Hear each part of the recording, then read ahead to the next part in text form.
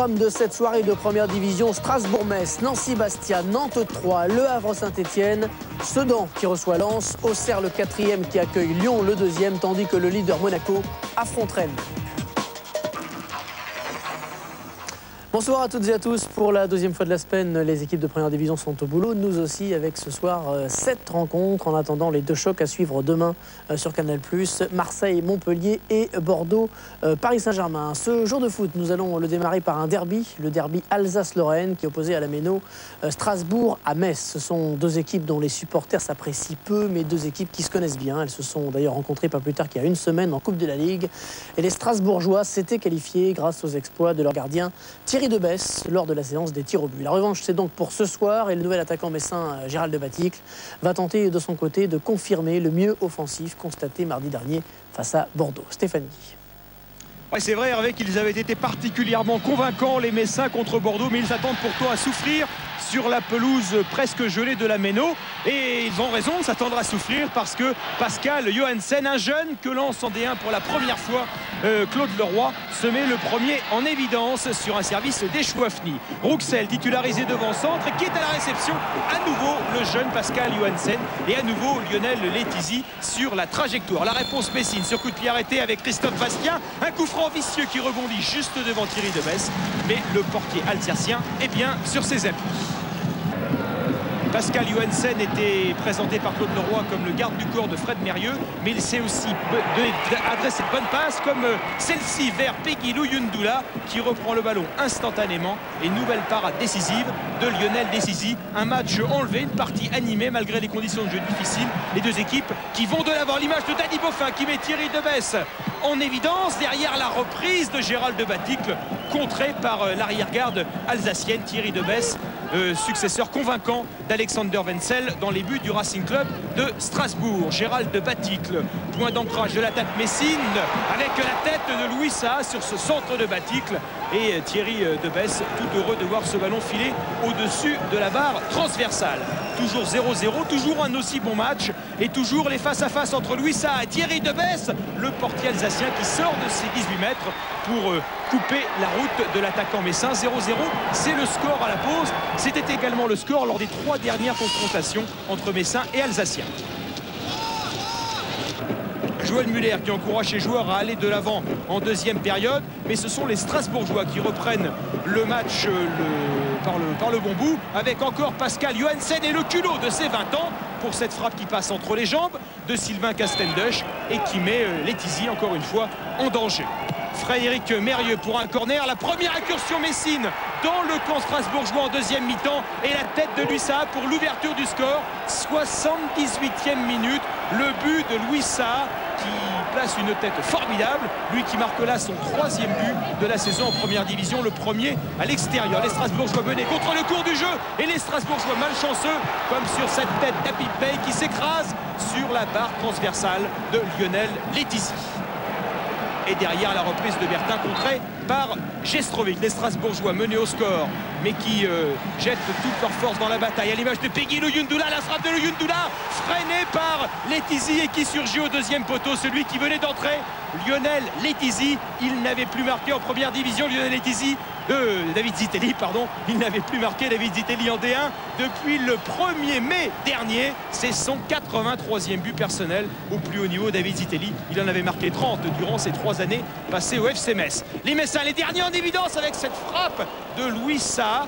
On a cru un instant au but, mais la frappe qui passe en fait en sortie de but. 0-0, score final, 1 partout, score final. Mieux vaut tard que jamais, comme on dit. Et je suis très heureux pour moi et pour l'équipe, parce que moi je crois qu'ils m'ont beaucoup aidé dans les moments difficiles, mais c'est bien, je suis content d'avoir marqué pour l'équipe. Heureux David Zitelli d'avoir signé son 83e but en D1 et d'avoir relancé Strasbourg. Ouais, Stéphane, le 0-0 c'était en Coupe de la Ligue, cette fois c'est 1 partout, mais il y a de quoi se tromper parce que les 2 équipes ont décidément du mal à se départager, comme toujours avec Metz. D'ailleurs 12e match nul pour les Messins, le 7e à l'extérieur, les Messins qui sont les rois des matchs nuls dans ce championnat. Nous allons rester dans l'Est de la France pour le 2e résumé de ce jour de foot et aller à Nancy très précisément, où l'AS Nancy-Lorraine recevait le Sporting Club de Bastia. Pour la première fois depuis leur retour dans l'élite la saison dernière, les Nancéens viennent d'enchaîner 3 victoires consécutives en championnat. Ils vont donc tenter d'en engranger une 4e qui leur donnerait une bonne bouffée d'air au classement. Et ce face à Bastia, aujourd'hui seule équipe à n'avoir jamais gagné à l'extérieur. Le résumé est signé Carl Olive. Et en cette période de solde, Hervé, il y en a un qui garde la cote du côté de Nancy. C'est lui, Bertrand Laquet, héros à Lens mercredi. À Bastia, pas question de jouer au rabais non plus. Regardez la tête de Pierre-Yves André dès la 8e minute. Pierre-Yves André, 3 buts au compteur. Et les affaires se poursuivent. Elles vont bien pour l'équipe de Bastia en ce début de match. 10e minute, c'est au tour de Yann Lachouer de slalomer dans la défense avec Frédéric Ney. Petit tiroir, petite pichenette bien avancée. Bien vu de la part de Frédéric Ney. Sa petite pichenette visionnaire passera de quelques centimètres du but. Et c'est un coup franc super. 25e minute. Les affaires sont les affaires. Premier but de la saison, premier but de sa carrière pour Cédric Lécluse. En tête de gondole chez les Bastiais, Éric Durand restait sur une série d'invincibilité de 592 minutes, mais à domicile, un chiffre qui perd sa saveur à l'extérieur. Aucune victoire, il y a quoi être heureux du côté de Bertrand Laquet. Voici l'autre version des yeux dans les bleus. Et l'équipe de Nancy qui joue sur contre, c'est sa deuxième occasion seulement. Paul Fischer, Fischer qui temporise, qui va trouver Moustaïd. Moustaïd va écarter le Brésilien Demetrius Ferreira. Deuxième poteau, tête de Botelin sur la trajectoire. Éric Durand, le jeune Jérôme Botelin, buteur consécutif en Coupe de la Ligue à Louan-Cuiseaux. Et mercredi, c'était à Lens. À la mi-temps, 15 minutes de flash sur Zé Alcino, nouveau venu nancéen, mais pas encore qualifié. Ce Brésilien pèse environ 20 millions de francs, record historique d'achat à la SNL. Le stock des occasions bastiaises manquées n'entame pas le moral d'Éric Durand. Jugez plutôt, Nancy pousse à la consommation à l'image de Laurent Moracchini qui retrouvait ses partenaires. L'ancien Bastia, superbe horizontale d'Éric Durand. Alors du côté de Bastia, eh bien, on va pousser à la course à l'égalisation. Frédéric Mendy pour Pierre-Yves André qui s'en va fixer ici même. Eh bien c'était Fischer, la tête de Casanova, mais là encore Bertrand Laquet, remplaçant de Landreau en équipe de France Espoir, est sur la trajectoire. Encore 5 minutes à jouer. Nouvelle occasion pour l'équipe de Bastia, ou plutôt pour Nancy avec Rambo au cordeau. Là encore Éric Durand est sur la trajectoire. C'était bien fait de la part de Rambo qui cherchait Cascarino, mais la trajectoire est coupée par Éric Durand. Excellent. Bologna y croit, oui c'est fait. Et puis chapeau bas pour Frédéric Antonetti. Score final 1-0 pour Bertrand Laquet. Cette 5e victoire consécutive avec la Coupe de la Ligue n'a pas de prix. Elle est tout simplement synonyme de grand pas vers le maintien. On écoute Cédric Lécluse avec Vincent Copos. C'est vrai, c'est mon premier but. Ça fait combien, au moins 8 ans que je l'attendais. Il arrive maintenant, en plus on gagne. Vous pouvez pas savoir comme je suis comblé à cette heure-ci. Je suis vraiment heureux pour moi et pour l'équipe. Tout d'abord pour l'équipe. Et on appelle cela un coup franc promotionnel. Non, à Nancy, on ne se solde pas comme cela. Ah, il s'en souviendra, Cédric Lécluse. J'espère qu'il a mis le magnétoscope pour ce jour de foot historique. Pour ce qui est de sa carrière, ça ne veut décidément pas gagner pour les Bastiais à l'extérieur. Toujours pas de victoire. Et donc, Karl vous le disait, 4e victoire consécutive en championnat. Ça n'était jamais arrivé à Nancy depuis 2 saisons. On parle de Nantes maintenant. Nantes plutôt mal en point, qui vient d'être balayée par la Lanterne Rouge Montpellier 3-0. Aujourd'hui, la situation des jeunes Nantais est assez précaire. Ils sont 14e avec 1 point d'avance seulement sur le premier relégable. Nantes devait donc absolument s'imposer face à 3. Et puis pour 3, c'était important aussi, car en cas de défaite, bien les Troyens se faisaient dépasser par les Nantais. Éric Bénard à la Beaujoire. Le bon point pour l'équipe de Nantes, c'est le retour de Deroff, blessé contre Marseille en mai dernier, fracture de la jambe, et de retour ce soir. Alors, déclic, en tout cas, la première occasion intervient sur ce coup franc tiré par Caveglia. Ballon renvoyé par Ortebise, mais qui va revenir dans les pieds de Fabry qui tire au-dessus. Le but était grand ouvert. Fabry peut s'en vouloir, d'autant que, regardez bien le ralenti, les Nantais vont réclamer une main. Suivez bien le ballon, la main de Jezierski et Fabry qui frappe au-dessus. Ballon touché d'ailleurs au passage derrière par Jezierski. Les Nantais qui continuent de pousser, qui veulent renouer avec le public, et faute de Lang. Cette fois, M. Sars siffle penalty pour cette faute de Didier Lang sur Alain Caveglia. Penalty indiscutable. Caveglia aime généralement tirer les pénaltys, mais comme là il y a faute sur lui face à Ortebise, on retrouve Antoine Sibierski en force au centre de la cage, et Nantes qui ouvre le score 1-0. Bonne chose pour les Nantais parce que Kléber Bobin, le président nantais, avait prévu des sanctions en cas de défaite nantaise. Donc à 1-0, les Nantais respirent un tout petit peu parce que là, sur cette reprise d'Ahmed, il faut l'intervention d'Yves Deroff pour empêcher 3 d'égaliser. Bonne soirée pour Deroff, bonne soirée pour l'instant pour l'équipe de Nantes qui continue d'attaquer avec ici, on joue les arrêts de jeu de la première période. Un bon ballon donné par Caveglia, Sibierski laisse passer et derrière extérieur du gauche de Diego Bustos. Ça aurait été le but du break juste avant la mi-temps. On en restera là à la pause, 1-0 et ça ne suffit pas à décrisper les Nantais. Alors les petits carnets de Reynald Denouex, c'est du sanskrit pour ce qui nous concerne, mais en tout cas, ça veut dire il faut continuer à attaquer, essayer de reproduire le jeu à la nantaise tel qu'on le connaissait, comme ici avec cette tête de Sibierski, tête piquée, 46e minute de jeu. 2-0, cette fois le break est fait pour l'équipe de Nantes et cette fois on se dit que ça va peut-être décrisper après ce centre de Darocha et cette tête de Sibierski, ça va peut-être décrisper l'équipe de Nantes qui repart à l'attaque encore une fois. Regardez bien ce ballon pour Carrière, puis Sibierski et au centre c'est Darocha, 3-0, c'est limpide, c'est lumineux. Voilà le jeu tel qu'on le conçoit à la nantaise. 3-0, les Nantais peuvent à ce moment-là respirer parce qu'il reste un petit peu plus d'une demi-heure à jouer. Et Sibierski, 2 buts ce soir et une passe décisive. Et ça continue. Là, 3 joueurs vont toucher le ballon. Michael Landreau sur ce dégagement. Une balle qui va arriver dans les pieds de Diego Bustos. Bustos face à Hurtoviz. Et il faut le retour de Jezierski. Car sinon, c'était le 4-0 assuré. Les Troyens qui, comme vous le disiez Hervé, ont certainement en tête encore le match de Monaco mercredi dernier où ils s'étaient inclinés 4-1 après avoir pris 3 buts en l'espace de 10 minutes.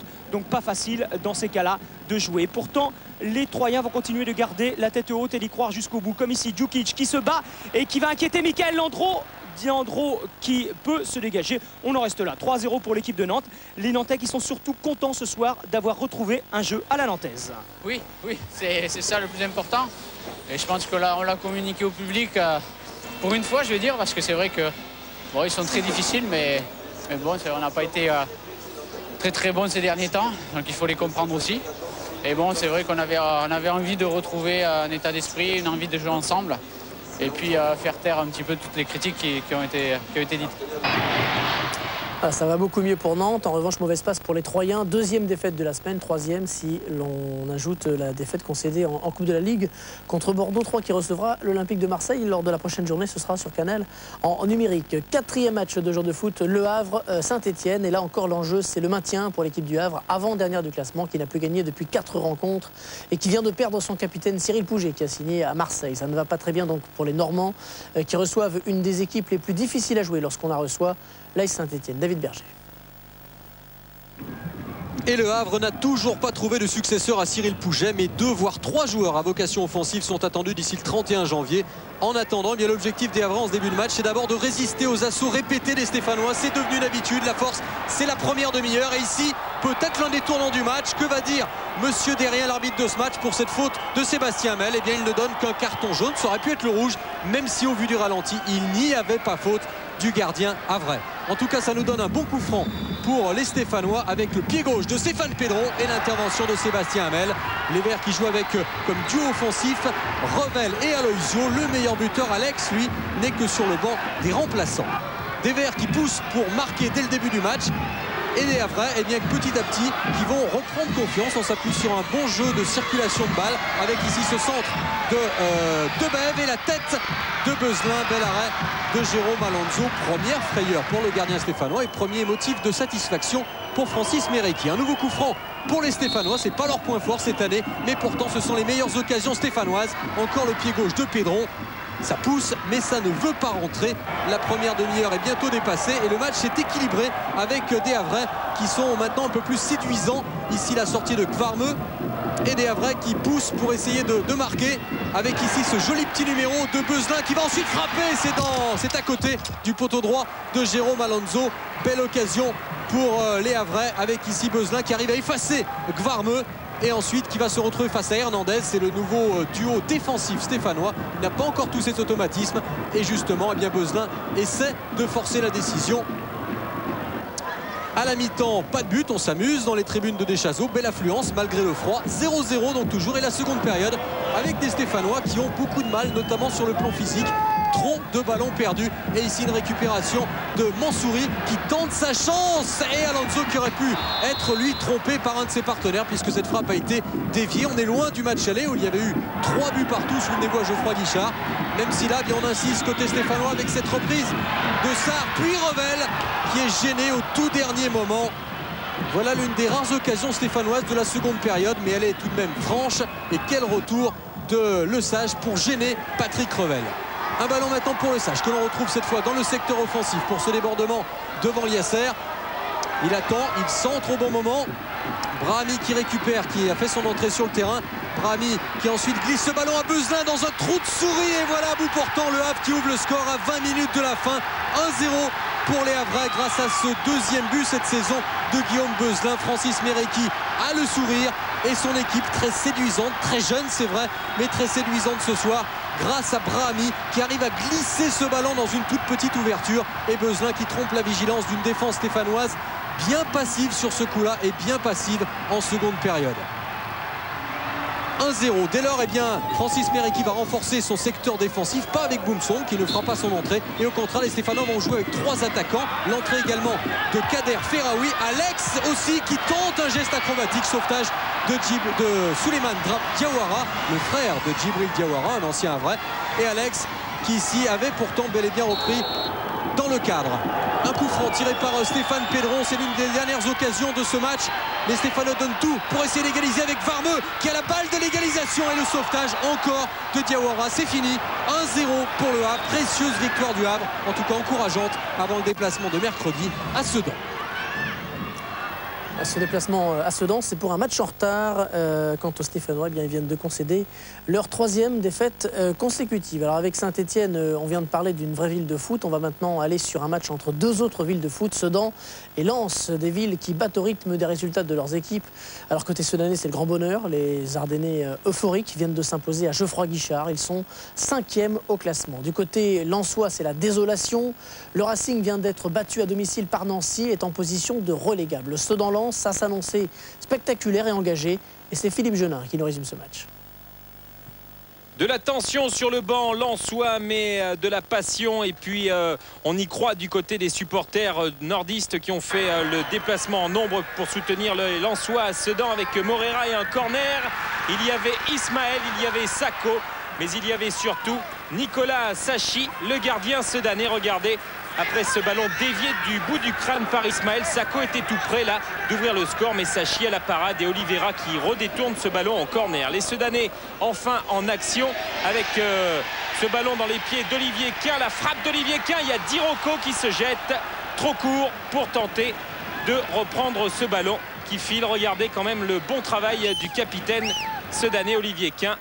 Patrick Remy est quand même inquiet parce que la formation lensoise est bien organisée, notamment au milieu de terrain. Coup franc avec Dacour et Pierre Fanfan qui se jettent, tête trop croisée pour aller ouvrir le score face à Nicolas Sachi. Et on retrouve les Sedanais avec Olivier Quin et ce moment de frisson, de frayeur pour Lens.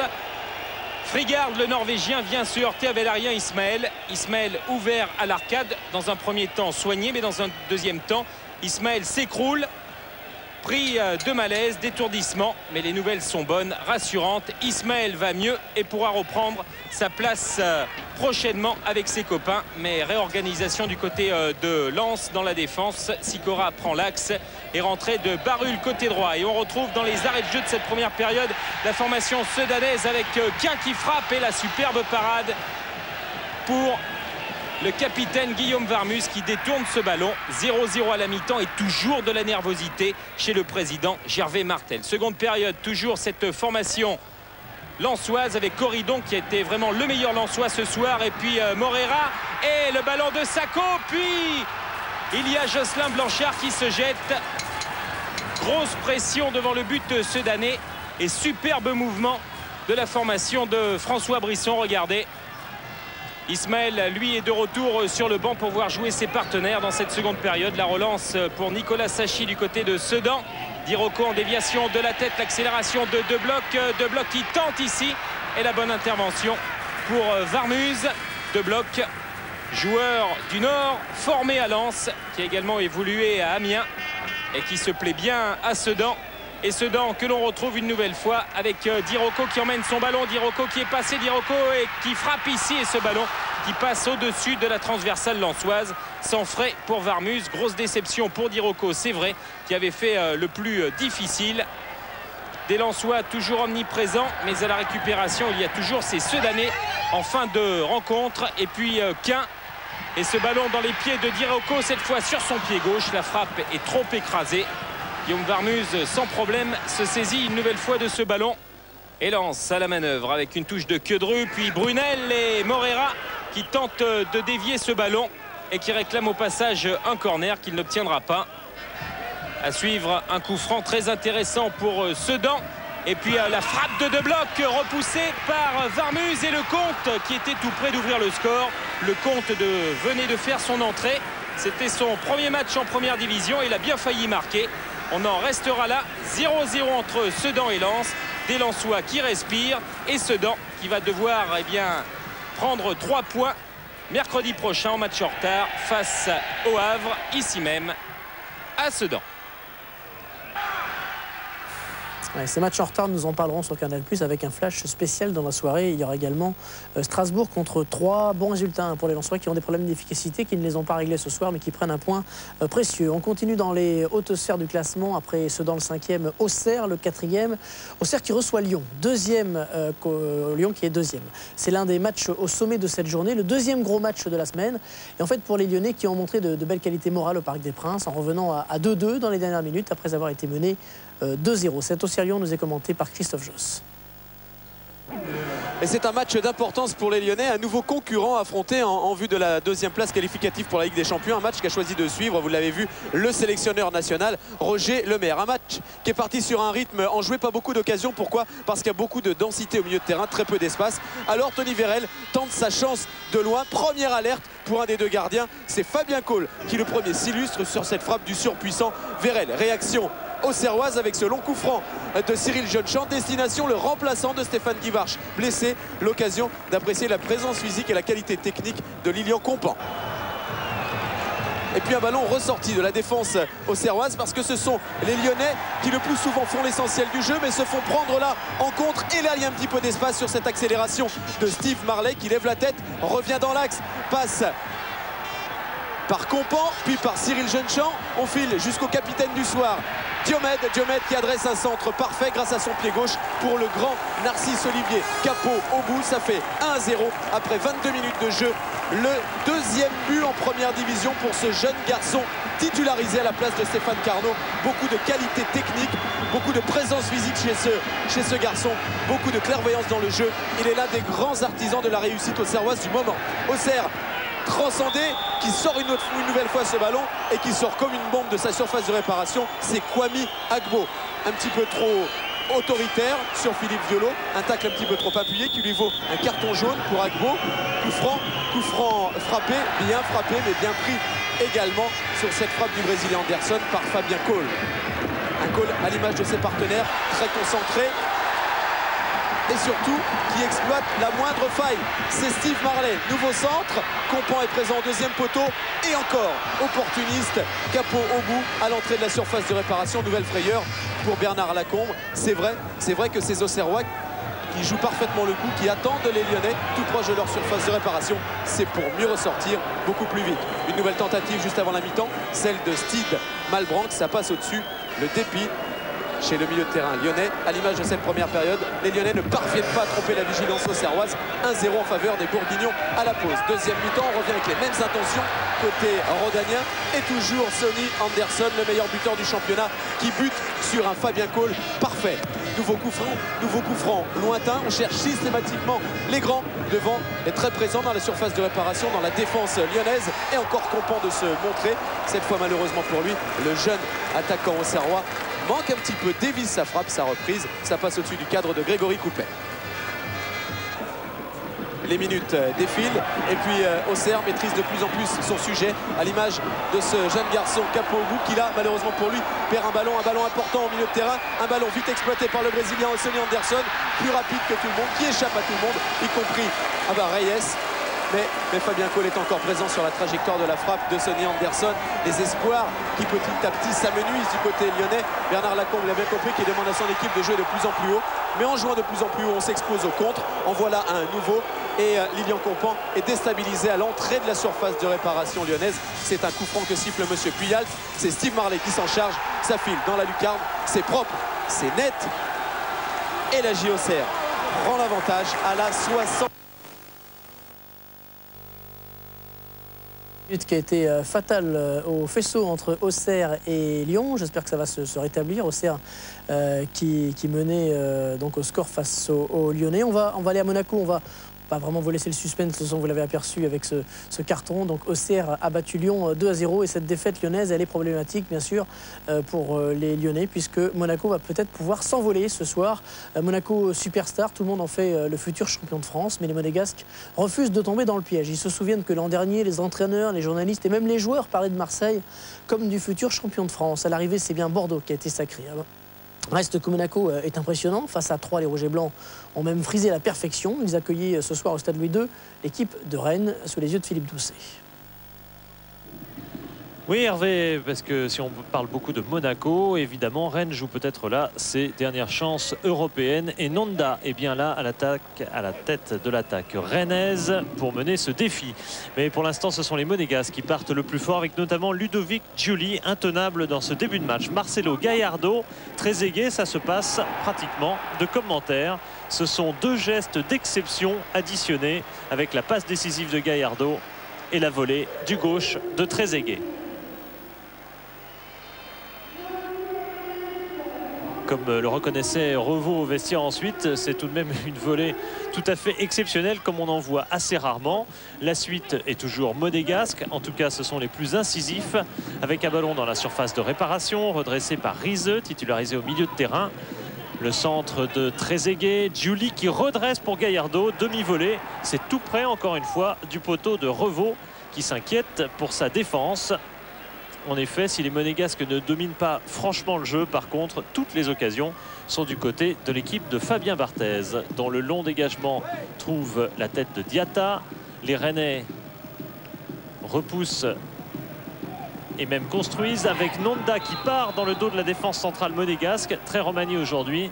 Et là, un drapeau s'est levé alors qu'il n'y a pas hors-jeu. Nonda qui partait au but. Ça, c'est manifeste. C'est sous les yeux de Paul Le Guen qui est dans cet alignement et qui regrette évidemment cette décision arbitrale. Il va la regretter d'autant plus amèrement que dans les instants qui suivent, la balle est récupérée par les Monégasques. Comme par hasard, ça repart côté droit, toujours avec Giuli. Intenable pour Escudé, intenable pour toute la défense rennaise. À l'arrivée, David Trezeguet met le bout de son pied droit pour marquer un deuxième but. Superbe. Action remarquable de Ludovic Giuli qui fait toute la différence. Et puis le geste du buteur tout de même de David Trezeguet. Le ballon est très légèrement touché par Revaux, mais qui n'y peut rien. 2-0, 2 buts de David Trezeguet qui s'était transformé en passeur formidable à 3. Et bien là, il retrouve son rôle de buteur. En attendant, Léonard retrouve sa frappe du gauche. Et Christophe Revaux réalise un bon arrêt sur ce tir au méchant rebond.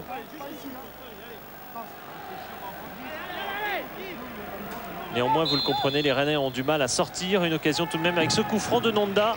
C'est tout proche du poteau de Barthez. Mais décidément, le scénario de ce match semble réellement échapper à cette équipe rennaise qui n'a pas la réussite pour l'instant.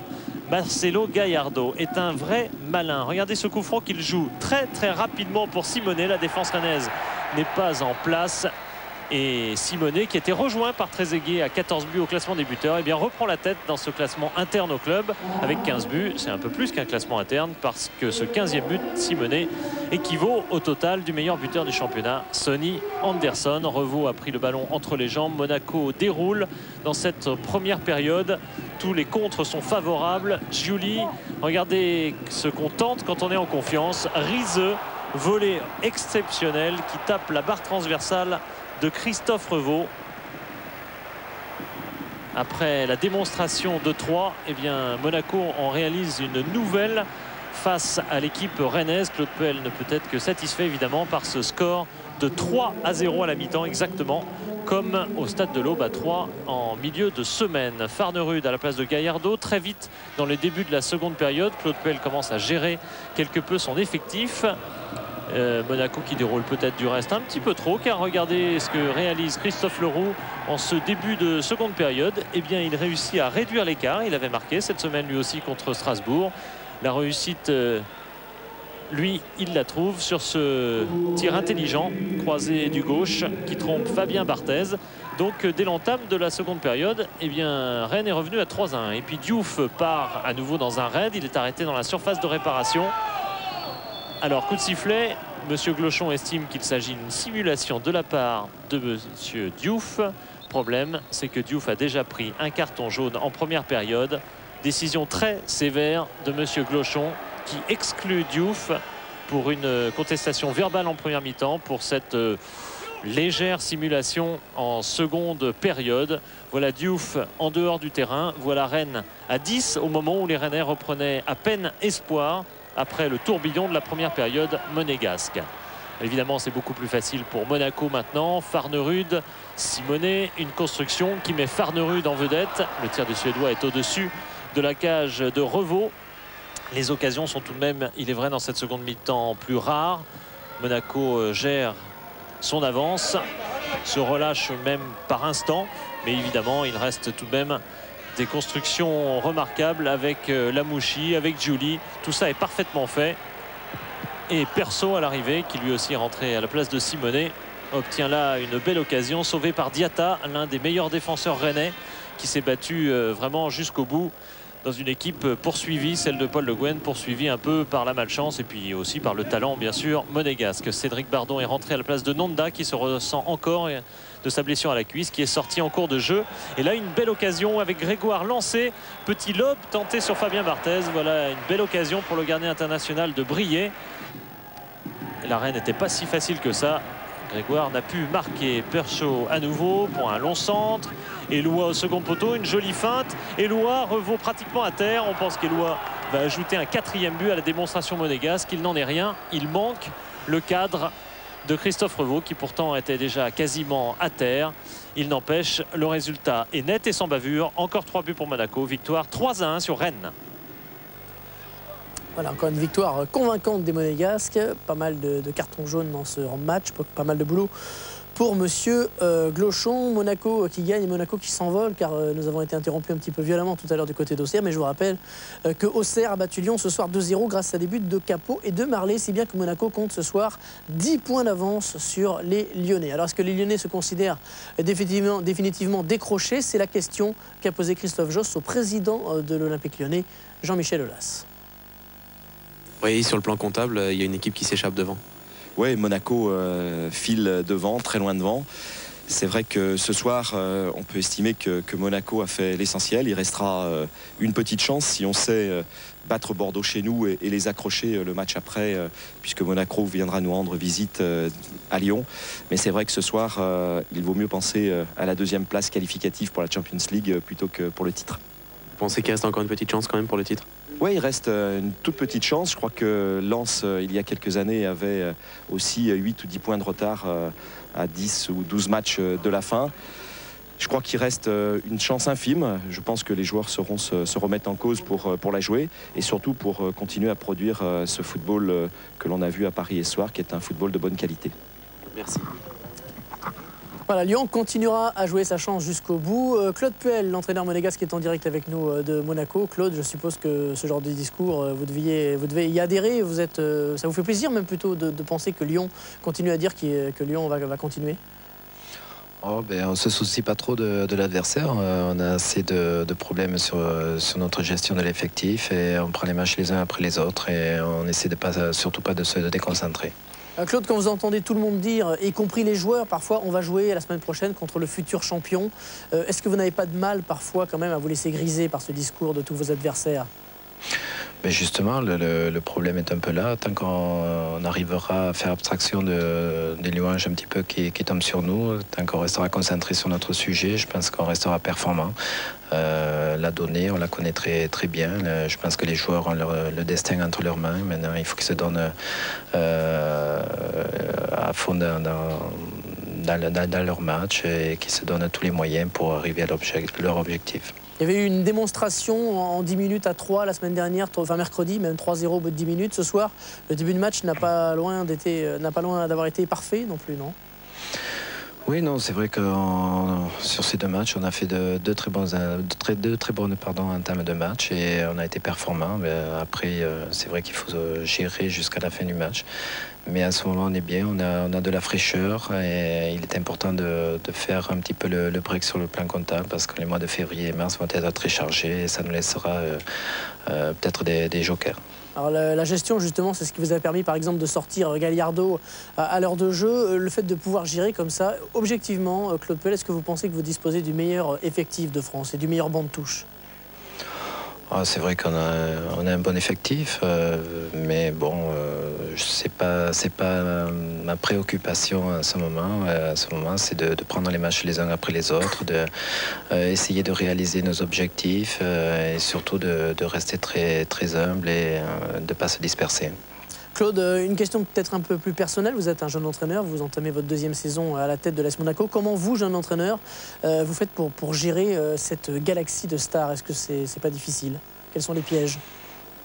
Non, mais bon, on a défini certaines règles en début de saison, des règles de comportement, de discipline, de vie commune. Et puis, on a défini aussi un système de jeu où les joueurs adhèrent. Donc, c'est un tout.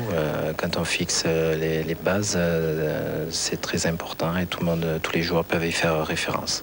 Dernière question, Claude Puel, parmi les objectifs qui tiennent à cœur des dirigeants monégasques, il y a éventuellement la Coupe de l'UEFA. Ça fait partie également de vos objectifs? Oui, bien sûr. La Coupe du UEFA, c'est un peu la cerise sur le gâteau. Avant tout, bien sûr, c'est le championnat en premier lieu. C'est ce qui détermine vraiment la qualité d'une équipe sur toute une saison. C'est très important pour nous.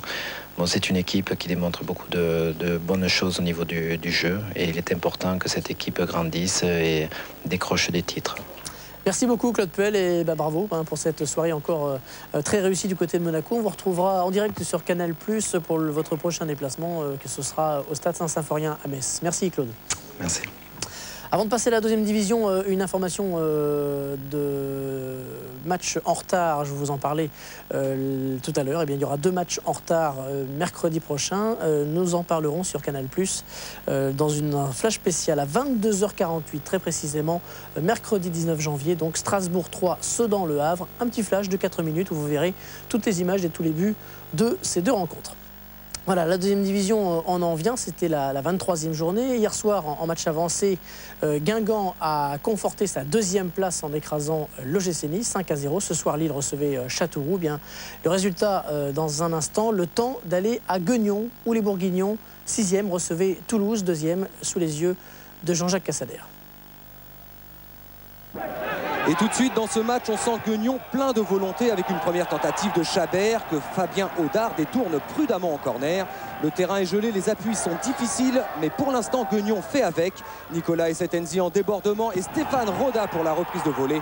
Mais Fabien Audard est une nouvelle fois bien présent pour son premier match de championnat en l'absence d'Alain Guaméné, parti préparer la Coupe d'Afrique des Nations avec la Côte d'Ivoire. Toulouse encore en danger sur cette percée de Viard, mais sur ce coup la reprise de Roda est hors cadre. Stéphane Roda qui aura quand même été l'homme en vue dans ce match. C'est lui qu'on retrouve pour l'ouverture et Traoré pour la meilleure occasion avec Essetenzi au centre. Traoré temporise et tire finalement dans le petit filet. Guignon a laissé passer sa chance. RAS en deuxième période. 0-0 au final. La bonne affaire est pour Toulouse. Voilà, un match nul entre Guignon et Toulouse. Lille a gagné, mais avant de parler des résultats de D2, un retour quand même sur ce qui s'est passé en D1 ce soir. Les résultats de la 22e journée, si vous rentrez chez vous et que vous êtes un petit peu en retard, il n'y a eu que 13 buts ce soir. Peut-être est-ce dû au fait que c'était la 2e journée en 4 jours. Aucune victoire à l'extérieur et des victoires précieuses pour Nancy, pour Nantes, pour Le Havre.